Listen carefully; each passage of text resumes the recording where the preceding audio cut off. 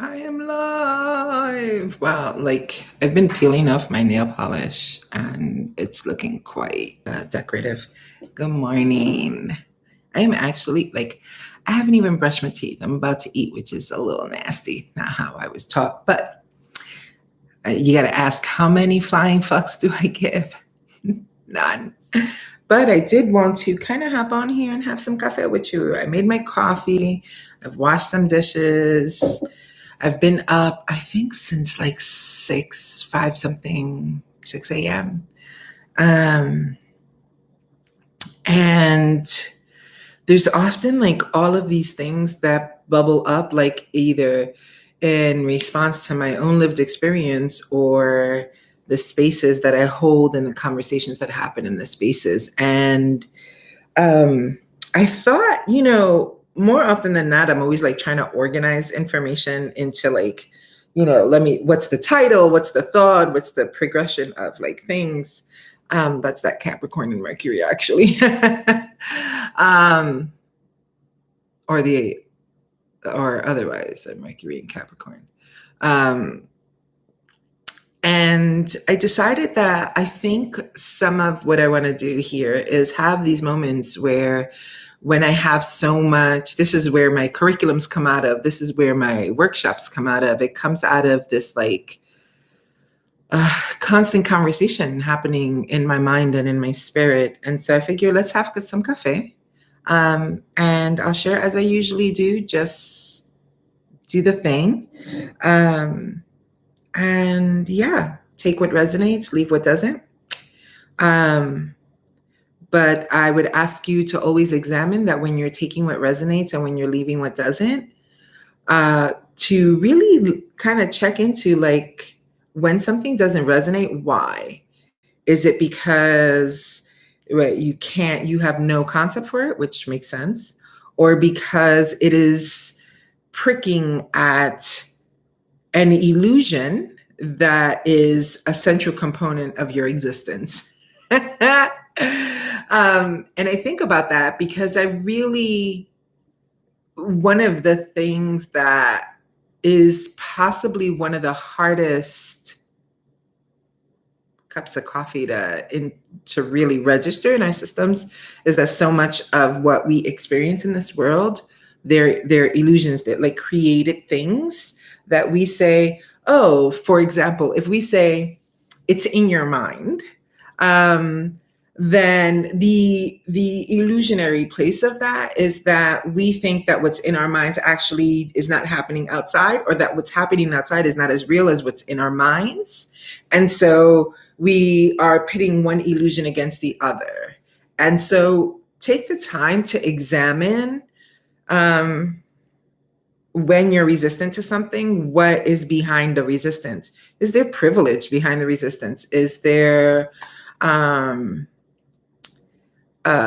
at times like a lack of capacity to even think about something other than what you think about? So there's my caveat to taking what resonates and leaving what doesn't. So I went to bed last night in a lot of pain. And yesterday was a tough day, and not necessarily tough, not the toughest day, but a tough day. And one of the things that has come that started my day off was really like these thoughts around ableism and around crises for Black and Brown folks, and the ways that when we're in crises, because for those of us who have taken on, how would I say this?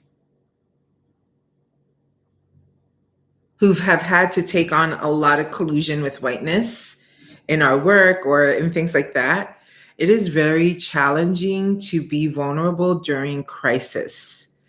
And it's challenging to be vulnerable during crisis because we have been so deeply injured and hurt by people, well-meaning or not, that come from a place of privilege speaking into a place of crisis. And BIPOC crisis is different. And it's different in a lot of ways because of the intersections that it lives at. And so, or that BIPOC that we live at. And so I was thinking a lot about like what happens when we're in crisis and we're reaching out, and the way that when we have a lot of like interaction or relationship with white folks, it's really interesting to see the response or the reaction. It's more like a response rather than a reaction. The response is to try to organize or do a thing in the framework that whiteness can operate in, which may not have crisis at its root, right? Or trauma at its root. And so what I've noticed a lot, even in my own experience and in the experience of beloved folks, is that, and this is where the intersection of ableism comes in, where the level of crisis, especially if it's like outside of a capacity to understand, people will try to, rather than react, which I come from a community, or I come from a place where, and I was thinking about this yesterday and I had this whole conversation about it. I grew up with a mother that if you told her you were missing or lacking something, my mother didn't go, well, we're going to organize. That's not what used to happen. And in the church community that I spent a lot of time in growing up, we Black and brown folks, we fucking weren't like in our own spiritual whatever. So the minute there was crisis, you had people at your house. If it was 11 at night, fuckers were coming over at 11 at night to have a prayer chain, and we're like fighting with you and in war with you spiritually until you came through, right? And that comes from a deep, like, when you have something as a personal experience, you wouldn't dare fucking like watch somebody else in that experience and be like, well, let me see what I can do. That's not how we operated.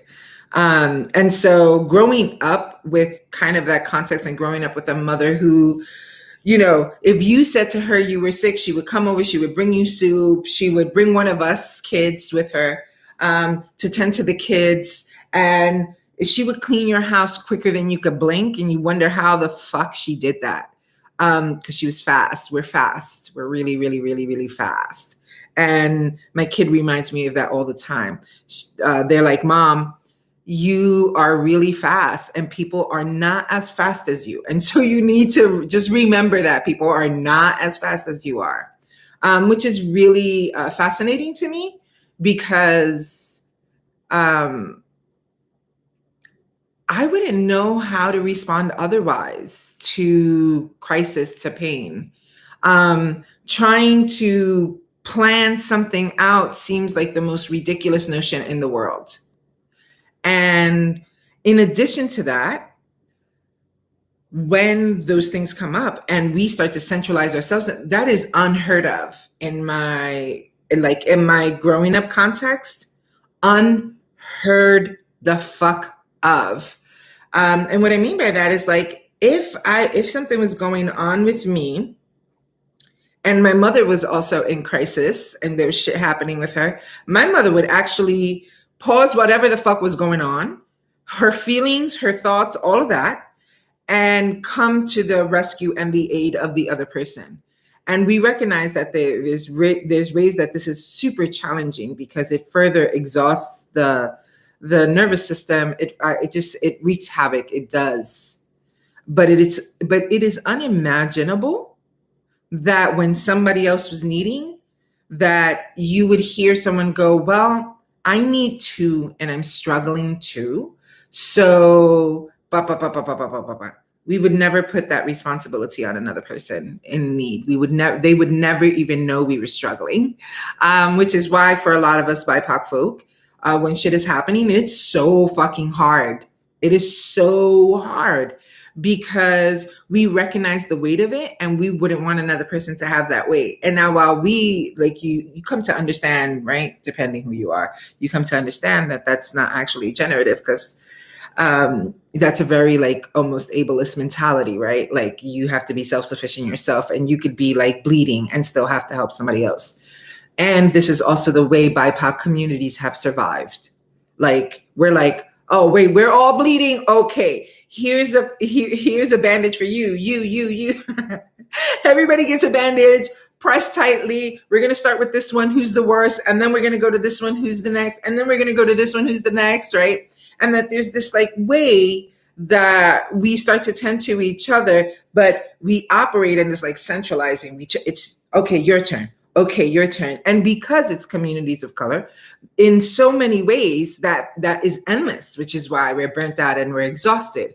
And it requires actually an extraordinary amount of dissonance and disassociation to go from that to go to workplaces and do the most at there, and like always in this like we have to put our baggage on our backs like a book bag, and make sure that it's like, you know, a carry-on. All our shit has to be carry on. There's no way to shift that. And so when I'm looking at this, I'm thinking, my goddess, like what has been created?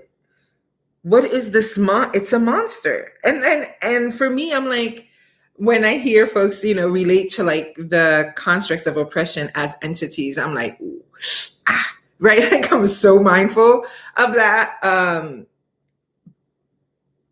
But this thing is a beast. It's a beast.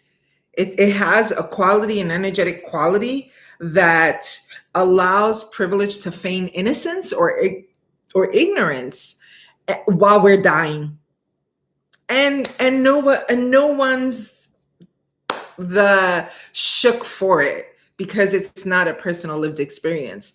And so it's really fascinating to me, the process of self-awareness, the process of stepping into, at least for me as the child of a Boricua that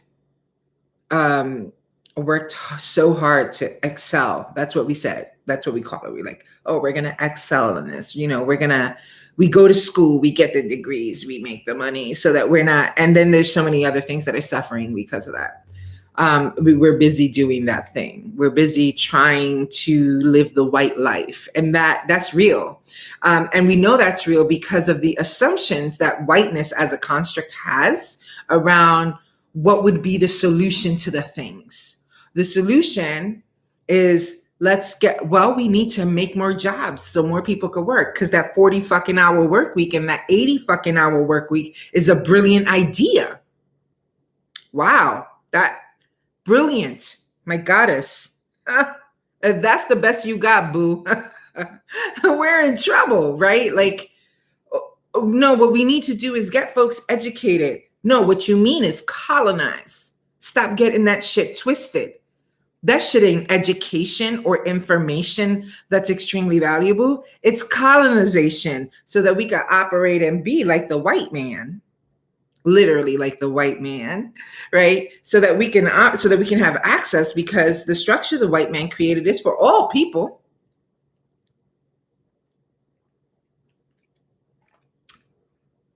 And it begins to eat away at the fabric and the fiber of communities and cultures of color, because we start changing and shifting in ways that begin to also offer up the cost of the colonial construct, which is that only one person can make it at the sacrifice of another.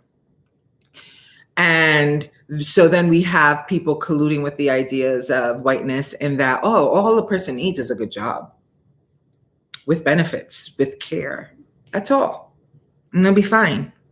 And the cost of rent will go up, and the cost of living goes up. And there's crisis in the family, and there's this, that, and the other happening. But all a person needs is a good job. And the more conditioning and the more colonial frame and embodiment you take on, the more alienation there is to your own community. and your people, because not everybody's moving at that speed to take on a colonial identity, right? So that we can fit in, so that we can have access. So then there's this really huge canyon of a gap between you and your community. As time passes, you can no longer relate because you don't even have the same context, because the imagery was that we grew up with is that if we get these good jobs where we have the health insurance and we can pay our mortgage, because that's another great idea. We can pay our mortgage and we can take pictures on these like week-long vacations we get to have, because that's the reward of whiteness, is this great ass vacation, right? And then back to the toil. And so for me, that's like, oh, I'm so wow, I'm celebrating your newfound form of slavery. Really great that out of 365 days, 1 week vacation is what you're actually aiming for. That's great. That's great. Fuck the rest of your life. It's great. So as I'm thinking about this all this morning, I'm like, I need some coffee. I'm just going to sit down and have some coffee, because I'm constantly thinking about how do we disrupt and deconstruct even our own mentalities. What are the things that we're constantly fighting against? Even if we're talking about the intersectionality, like we're looking at ableism and racism, sexism and ableism, like all those intersections, what are we looking at? And I can't highly speak to outside the experience of being a Puerto Rican woman of color. I can't speak outside of that. I can't speak outside of poverty. I can't speak about, I don't know anything other than that. And we make it look good. We make it look goddamn good, right? Like we make poverty look sweet because we make do. We try to be thankful for the things that we have. And in addition to that, we wouldn't let nobody know that your sock got a hole. Hey, ain't nobody gonna tell you about the hole in the sock. That would be atrocious, embarrassing. So we just sew the hole, keep it moving, right? Because the work is to appear as if without the substance of. And yet the minute that we're colluding with these constructs and we're operating with them, what we are quickly actively deciding into is that we are not going to, this trips me out, right? Because we collude with it in such a way that it begins to actually change you as a person and change your capacity to be in relationship with others, and changes your own brain chemistry, because you are trying to look and embody a way of life that actually has a contract of blood on it, actually has a contract of oppression and domination. That is exactly what we're colluding with. So, oh, okay, Angelique, that's great. Okay, yeah, that's great. I'm so glad to hear that. What the fuck are we supposed to do? Well, start with being fucking honest. That's a start. So we can stop gaslighting each other that it's working, that it's actually working. Let's start there. And so that when you start from that place of honesty, you'll stop trying to give others these little phrases or these little the little quotes that everybody puts up about hustle or grind or success, or even it's all in your mind. Like all that shit. Well, what's the story and the narrative you're holding on to? And this is a valid thing, right? But we immediately go to, what are you holding on to? There's a whole nother thing that like you're just, like some people have never had the opportunity to actually reflect and think about the lives and the cost of the lives that they have lived and the way that that's been traumatic. And it's actually sitting in their memory. It's sitting in their bones, and their body is having a reaction to that. What about that? We talk about wellness and well-being. Well, what about that? Right? Like, what about that? How much is it going to cost us? How much will it take us? The illusion and the delusion of access. How much? What will it take? That's it. This is like one of those, it's like, my God, this is what you think about in the morning? Yeah. And this is why I teach in anti-racism circles, right? Because why? Why is a fair question. Why? Because of my mother. Why? Because of my siblings. Why? Because of my grandmother. Why? Because of my people. That's why. Could I have chosen anything else? Absolutely. And I don't know that I would be the better for it. And I struggle. I struggle a lot. But I do my work and I sit with it. And I sit with all these really big things. And I sit with the interpersonal and the personal. I sit with transformation. I sit with magic. I sit with these things. They're not theory to me. They are theory. They are praxis. They are medicine. They are poison. They are all those things. And I sit with it. And what makes my work real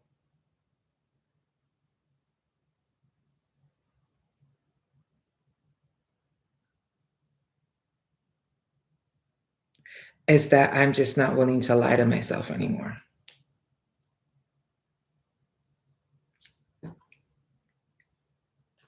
And I can't, in good consciousness, lie to you. And if we're going to do this, and if we're going to create change and we're going to create transformation, it's going to have to be because we have counted the cost and we are looking at what's real. And we're not willing to go, you know what, all you need to do is, we're not willing to do that. I'm not willing to do that. And if that's like how you're operating, it's probably why we don't work together, because I can't co-sign that. I can't anymore anyway. I have far too high a respect for our humanity to gaslight myself and my own community. I've already been gaslit enough trying to get that shit out of my system.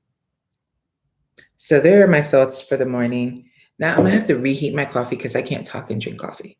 I'm gonna share this in here, but I think I'm also gonna share this online because I think it's really important. I don't like the reason I don't actually share things like this, like in this way, is because to me, a lot of this has to happen in a container and in a context. Because of all the things that come up with it. And in addition, all the defense mechanisms that are activated in reaction to the pricking of bubbles, of people's bubbles. We don't like it. What this translates as is like helplessness. It's not helplessness. And it's not victimization. It's not victimhood either, or stuck on victimhood. People are tired. People are so tired. People have been going so hard for so long,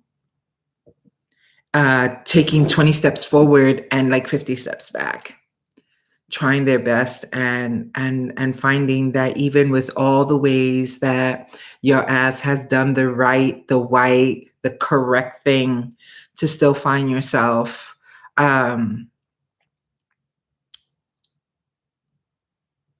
yeah. Yes. So if you're the type of person that has had some of this as a lived experience, I hope that this helps you feel a little less crazy. And if you haven't had this experience and you are high on that ableist shit, I hope that you take the time to reflect. And I'm going to drink my fucking coffee because this shit is just ridiculous. Deep love, and I'll talk to you soon again. Bye-bye.